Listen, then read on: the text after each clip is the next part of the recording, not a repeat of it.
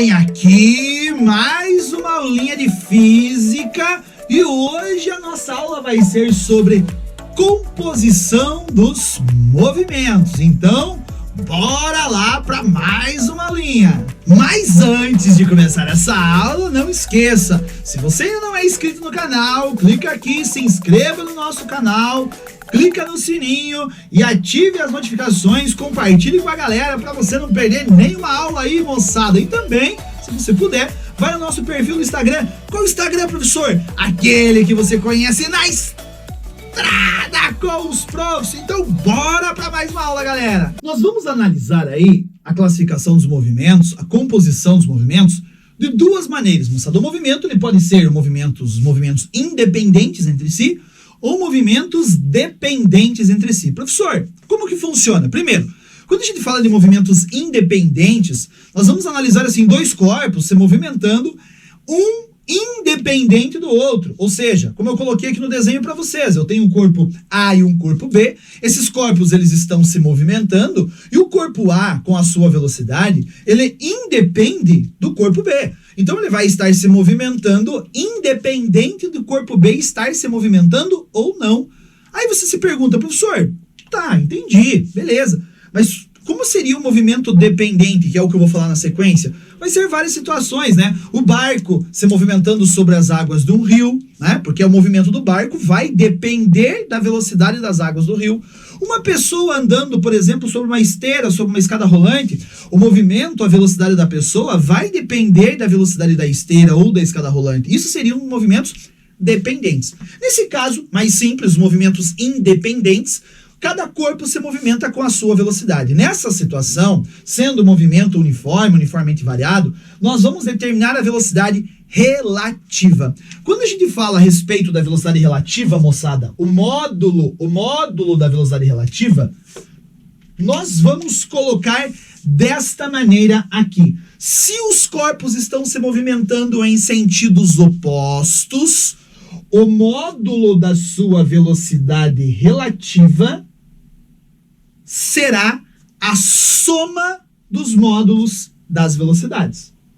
Então tá aqui, módulo dVA mais o módulo dVB. Lembre-se, nós já vimos esse tipo de movimento lá no movimento uniforme, ok? Tá com alguma dúvida? O que você vai fazer? Vai lá na Estrada com os Profs no canal, vai na playlist de física e dá uma olhada sobre o movimento uniforme, tá? Então, nesse caso, a velocidade relativa vai ser a soma dos módulos das velocidades. Ou seja, em vez de um corpo vir com uma velocidade de 3 e este vir com uma velocidade de 2, é mais fácil esse ficar parado e apenas esse andar com uma velocidade de 5. É a mesma coisa. Então, quando estão em sentidos opostos, você vai somar as suas velocidades.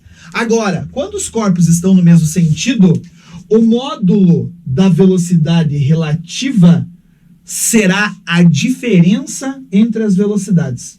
A velocidade de A, o módulo da velocidade de A, menos o módulo da velocidade de B.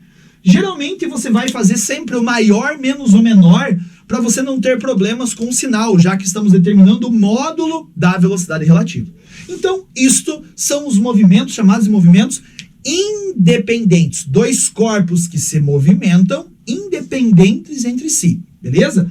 Volto a falar para vocês, nós fizemos lá na playlist de física, tem lá uma situação com resolução de exercício, inclusive de movimento circular, lá dos ponteiros do relógio, vai na playlist de física, dá uma olhadinha lá na aula também de movimento circular uniforme, sobre encontro de corpos com velocidade relativa, beleza? Agora, o que seriam os movimentos dependentes? Vamos dar uma olhadinha aqui. Os movimentos dependentes, a melhor maneira que a gente tem de analisar é quanto aquele exercício do barco, sabe? O barco desce o rio, sobe o rio, atravessa o rio, a gente vai analisar essa situação.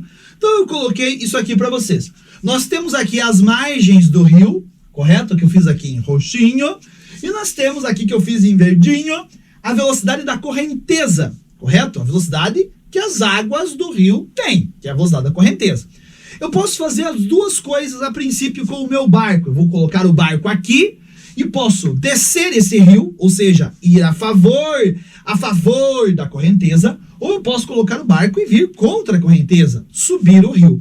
O que eu falo para vocês, você tem que tomar muito cuidado, moçada, justamente em relação a que ele está falando essa situação para você. Porque eu pego o meu barco, eu não tenho barco, tanto porque eu não ando de barco, eu tenho medo, porque eu não sei nadar. Se eu cair no rio, vai dar ruim para mim. Então, por isso que eu não tenho barco. Mas se eu tivesse um barco, eu ia colocar o barco no rio. Meu barco tem motor. O barco tem motor. E quando se liga o motor, esse motor impõe uma velocidade a esse barco, correto? Então imagine que você está num lago, tem um lago, águas paradas. Você põe o barco no lago, o barco fica parado. Aí você... Eu tô tentando fazer o barco pegar. O barco pegou. Quando o barco pegou, você acelera, ele sai andando com uma velocidade, que é a velocidade que o motor impõe ao barco, em águas paradas.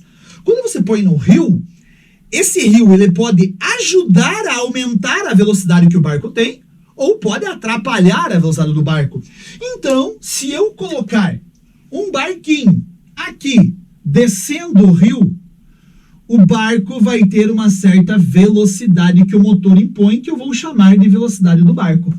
Consequentemente, olha que eu vou colocar para vocês, a velocidade do barco em relação às margens do rio, do barco em relação às margens. Ou seja, o que seria isso? Imagine você parado na margem do rio, olhando um barquinho descer.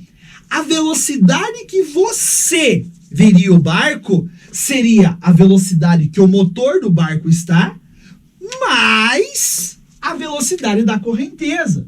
Então será a velocidade do barco mais a velocidade da correnteza. Porque nesta situação, a correnteza está ajudando o barco a descer o rio. Concordam comigo? Então, essa seria a velocidade do barco em relação às margens do rio, que é a velocidade que o motor do barco imprime a ele, mais a velocidade com que a correnteza está o ajudando.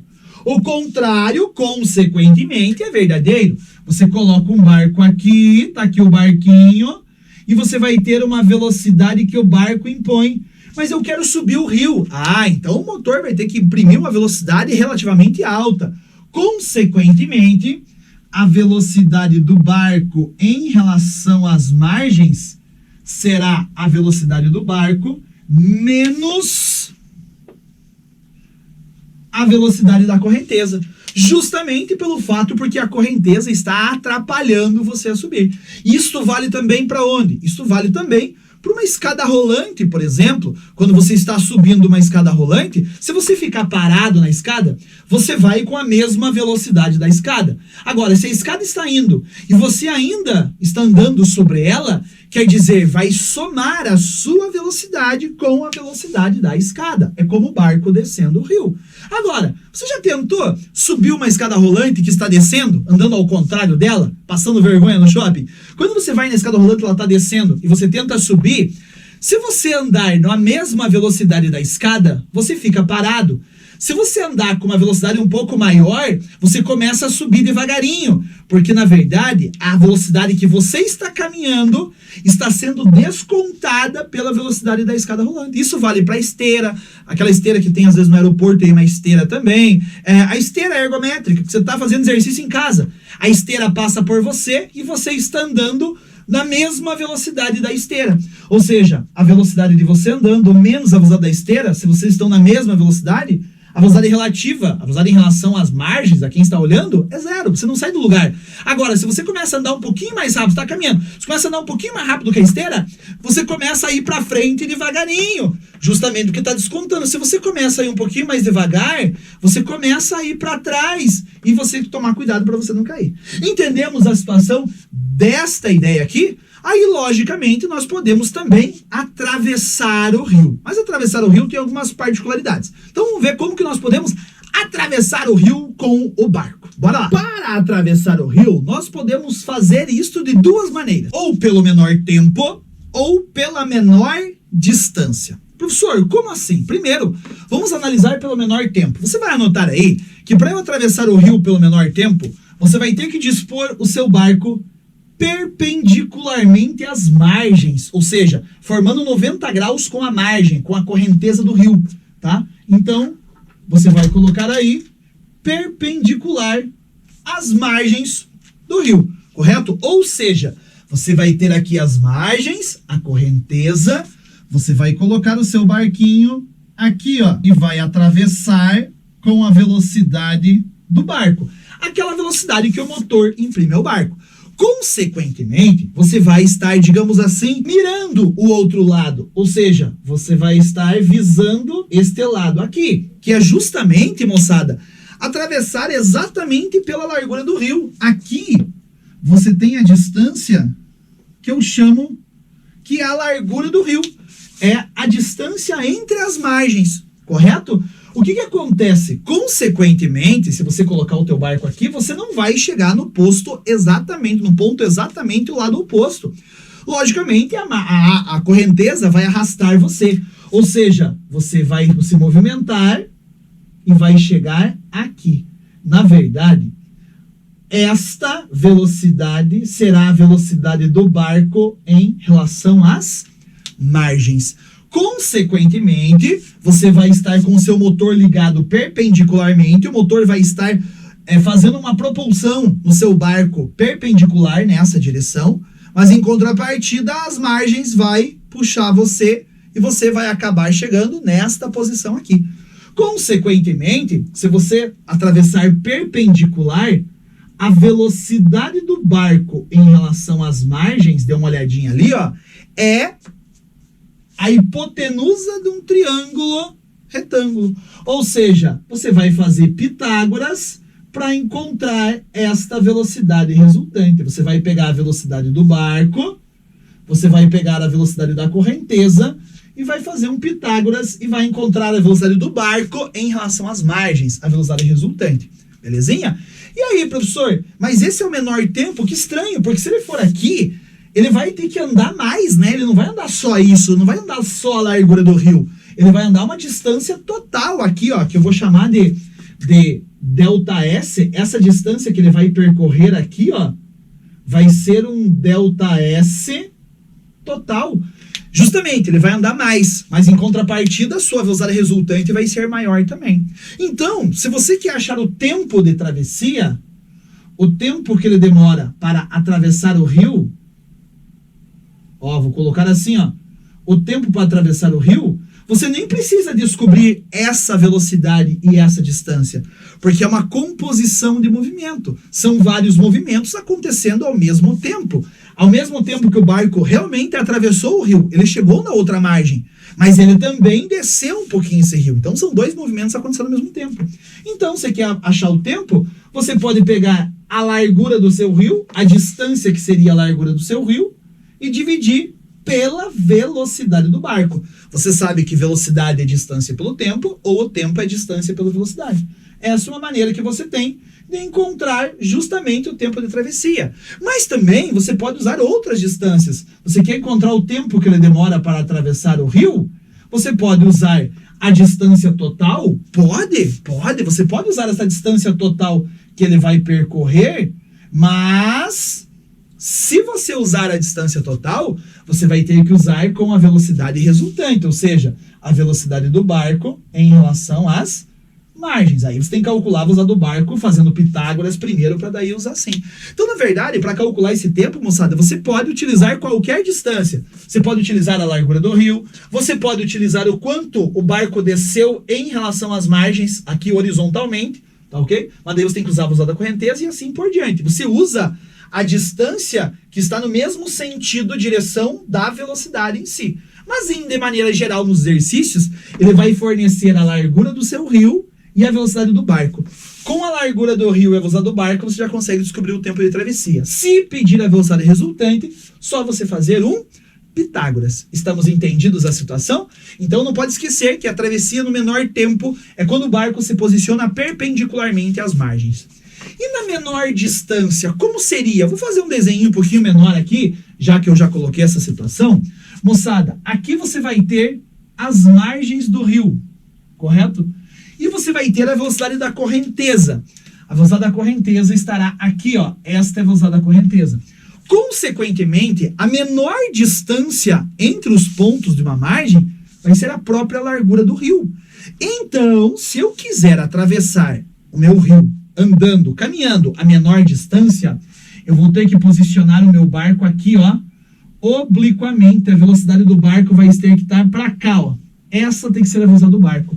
Porque se eu coloco o barco assim, obliquamente à velocidade da correnteza, a hora que eu for começar a andar com o meu barco, a correnteza, eu ando para lá, a correnteza puxa um pouquinho. Eu ando para lá, a correnteza puxa um pouquinho. Eu ando para lá, a correnteza puxa um pouquinho. De tal maneira que a velocidade resultante do meu barco vai ser exatamente entre as margens. Essa é a velocidade do barco em relação às margens. Tome cuidado que aqui, ó, você tem também um triângulo retângulo. Porém, agora a hipotenusa não é a velocidade resultante, tá vendo? A hipotenusa é a velocidade do barco. A velocidade resultante do barco, a velocidade resultante é sempre do barco em relação à margem, já percebeu, né? Essa velocidade resultante agora é um cateto. Então, nesse caso, a velocidade do barco ao quadrado é igual à velocidade do barco em relação às margens ao quadrado, mais a velocidade da correnteza ao quadrado. Tome muito cuidado com esta situação. Tome muito cuidado com essa situação. Olha só, menor tempo, menor distância. No menor tempo, a resultante é a hipotenusa. A velocidade do barco em relação às margens é a hipotenusa. Na menor distância, a hipotenusa é a velocidade do barco. A velocidade resultante é um cateto. Estamos entendidos a situação quanto a isso? Beleza? Tranquilo? Professor, tem mais situações de movimentos, de composição do movimento? Tem. Mais simples, que é o movimento rotacional e translacional ao mesmo tempo. Vamos ver. Na composição de movimento relacionado ao movimento rotacional e translacional, vamos imaginar o seguinte. Imagine que aqui nós temos uma roda de bicicleta. Beleza? Só tá vendo a roda. Tem toda a bicicleta, mas você só tá vendo a roda. Consequentemente, eu coloquei ali a direção e o sentido da velocidade angular. Ela está girando, a roda da bicicleta. Consequentemente, se a roda está girando desta maneira aqui, a bicicleta também está se movimentando para frente. Concordam comigo? Então, o eixo da roda que eu coloquei aqui está indo para frente com uma velocidade V. Uma velocidade que é a velocidade tangencial. Lembrar que a velocidade tangencial é a velocidade angular vezes o raio.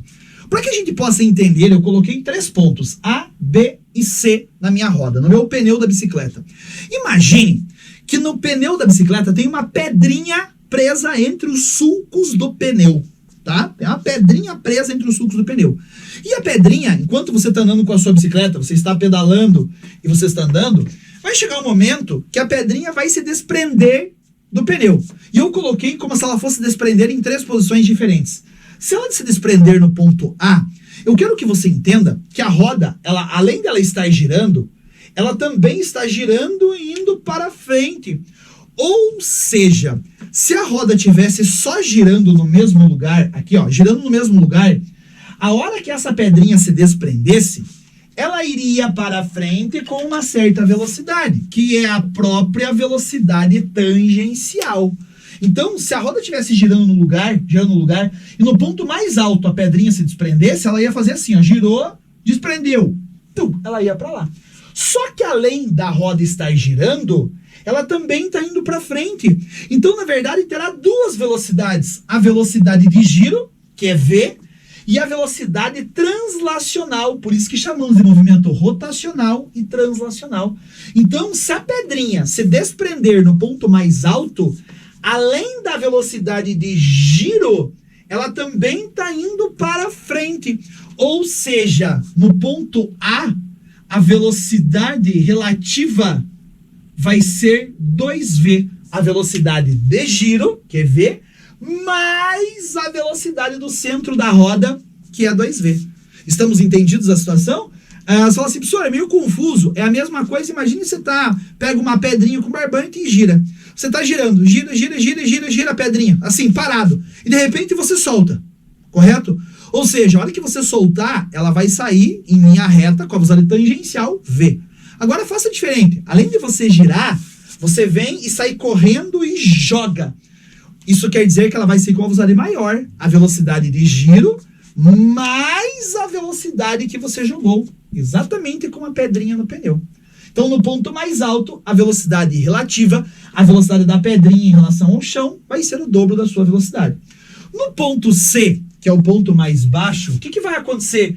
É o contrário. A pedrinha está no ponto mais baixo, ela vai ser arremessada para trás. Mas em contrapartida, a bicicleta vai estar indo para frente.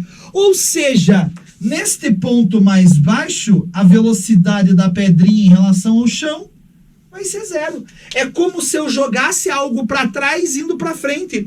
Olha só a minha mão em relação ao quadro. Ó, eu estou indo para frente e de repente eu jogo algo para trás.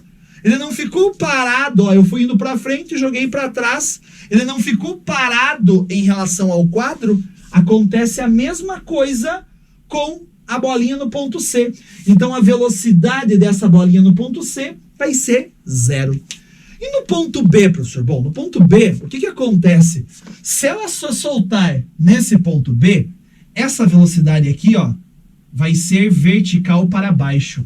Então, nós vamos fazer nada mais, nada menos do que uma soma vetorial. Aqui eu vou fazer aqui do ladinho para vocês. Aqui está a bicicleta.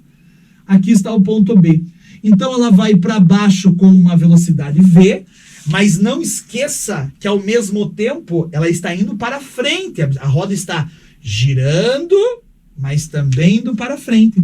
Então, nós teremos uma velocidade também V para frente. Ou seja, como será a velocidade resultante? Ah, é só você traçar as resultantes. Ou seja, a sua velocidade resultante vai ser ali, ó, a hipotenusa desse triângulo. Aqui você vai ter a velocidade da pedrinha no ponto C. E como que a gente vai fazer para descobrir isso? Pitágoras. A velocidade da pedrinha no ponto C ao quadrado vai ser V ao quadrado mais V ao quadrado. Ou você já faz direto, né? Porque você já assistiu a aula de vetores, não assistiu? Ah, vá na playlist de física e assista a aula de vetores. É uma alegria. Então, a velocidade no ponto C vai ser V raiz de 2. Ou seja, esta velocidade aqui, resultante, porque ela está indo para baixo, mas ao mesmo tempo ela está indo para frente, ou seja, a velocidade da pedrinha neste ponto vai ser, a velocidade da pedrinha no ponto C, vai ser a velocidade V raiz de 2. Então, esta é uma relação do movimento rotacional e translacional ao mesmo tempo. Enquanto gira, também se movimenta. Moçada, foi claro o que eu falei para vocês nesta aulinha de composição do movimento?